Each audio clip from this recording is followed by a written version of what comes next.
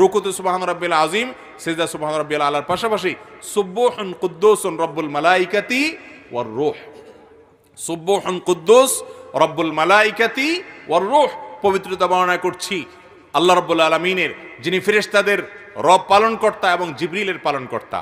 তো এইভাবে তাসবিহ পেশ করা এটাও রুকু সিজদাতে সাবিত আছে।